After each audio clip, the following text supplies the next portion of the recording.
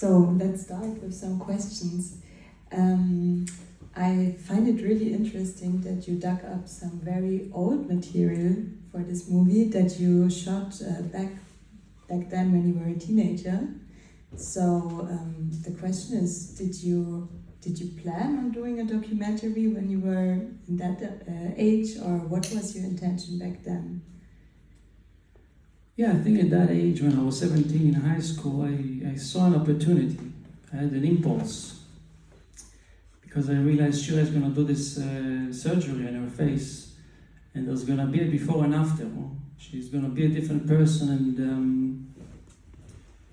And I saw that it's now or never to make a film about her. To capture that moment in time.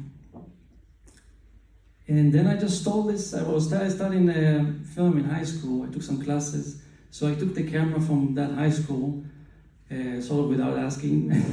And then I just went to the hospital and I was documenting the whole process with Shira. But yeah, then it got pretty intense, as you could see in the film.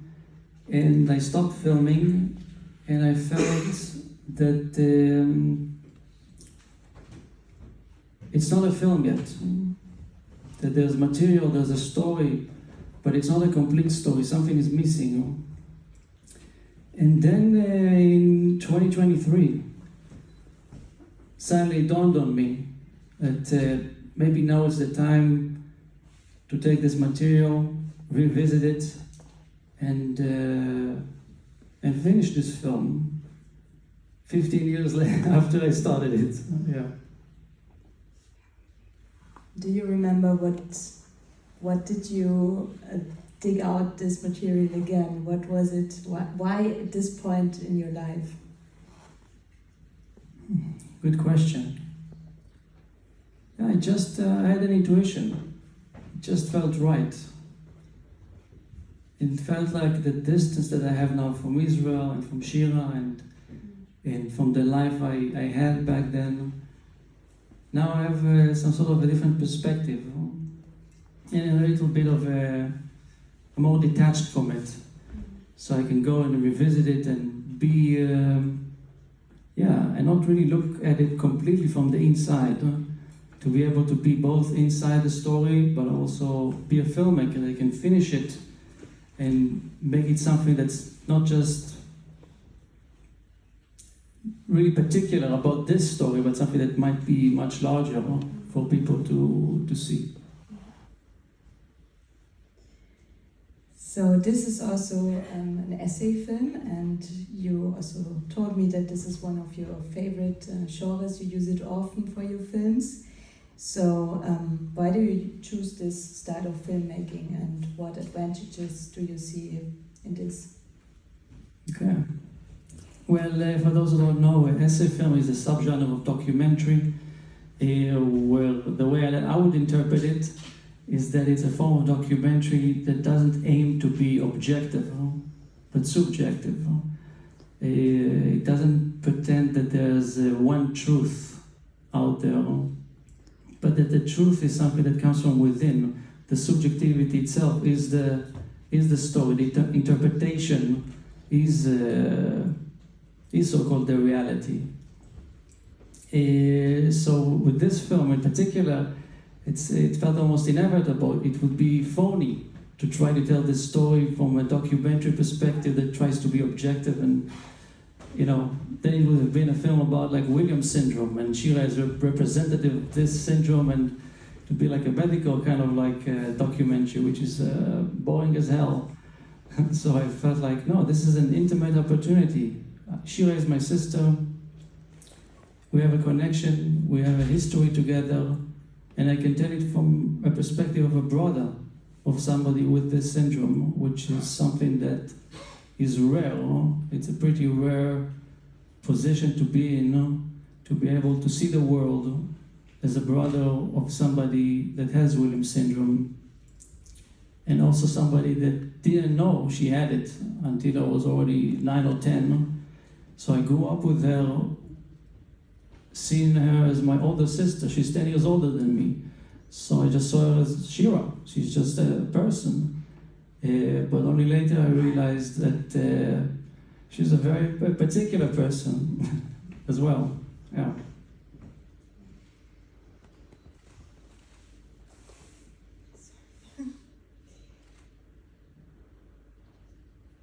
Yeah, as you also said it, with this movie you're presenting a very personal film that gives us strangers a very deep insight of your family and yeah, for example, how your mom was struggling and yeah, what this syndrome of your sister did to all of you and does to all of you, and yeah, it's a very honest movie. So I was wondering if, or how it feels for you when you're here in a room full of people who see this movie for the first time, who don't know you. Are there maybe also some worries what people might think about you and your family? Is it hard to open up like that? No. It's a story. It's a piece of art. It exists on its own, and the people that you see on the screens are characters. What you see are just like moments of people's lives, for the better or worse. So it's not necessarily that you only see those people. Like my mom, for example, in this film, you see her in a very particular time with a very particular challenge that she had. And just a moment in time, 15 years ago, even more. So it's a portrait of those characters. Even how I was when I was editing the film and finishing it. Maybe now if I would have finished it yesterday, it would have been slightly different. So it's just a story that stands on its own. And whether people will like the characters or the story, it's their business.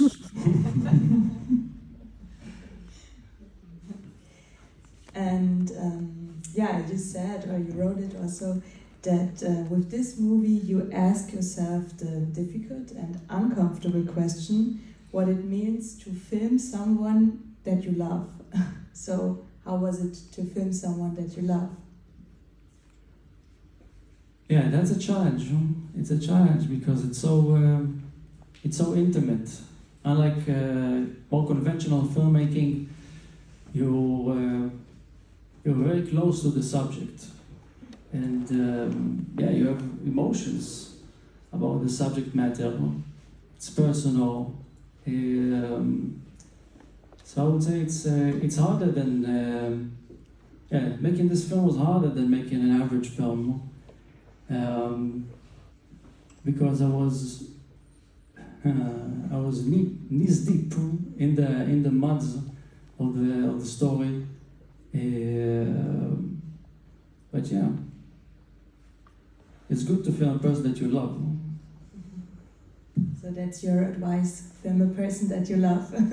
Yeah, show the love. Yeah. show the connection, show the truth about the relationship. Do we have time for a question from the audience? One question from the audience, maybe there is one.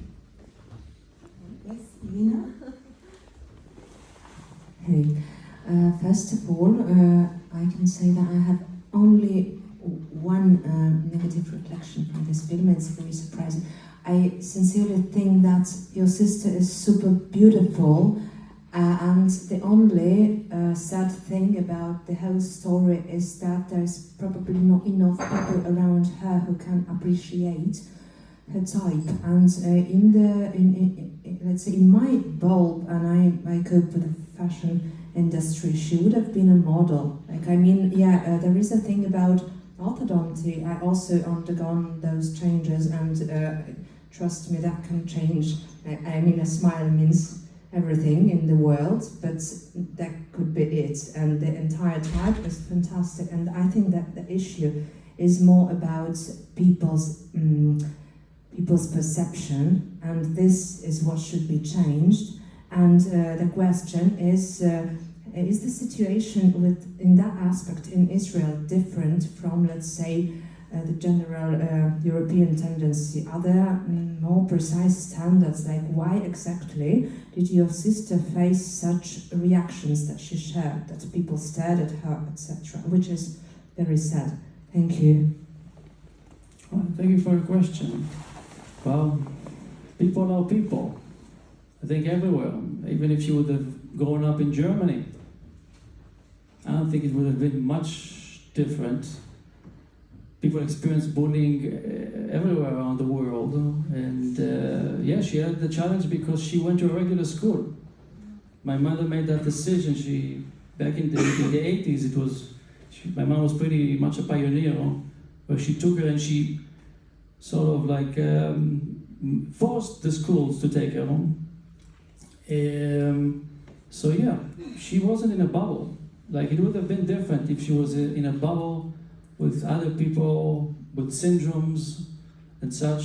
She would have been in a comfortable bubble. That's just how it is. People look the same. It's just kind of like, but it is a bubble. She grew up in the real world, and the real world, everybody has pains and challenges, and she had it hard. Her life is still pretty hard. And something different. I rather meant the autistic community, because to me personally, I didn't mean it in some symbolic understanding. I meant directly she is beautiful. I mean, it's sad that the social standards around her was a little bit different, maybe at that point.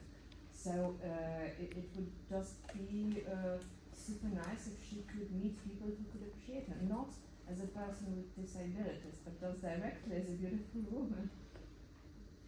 Okay. yeah, tell her. Pass it forward. Yeah, you should definitely tell her. Yeah. So thank you very much, Matan. Thank you. Thank you, everybody.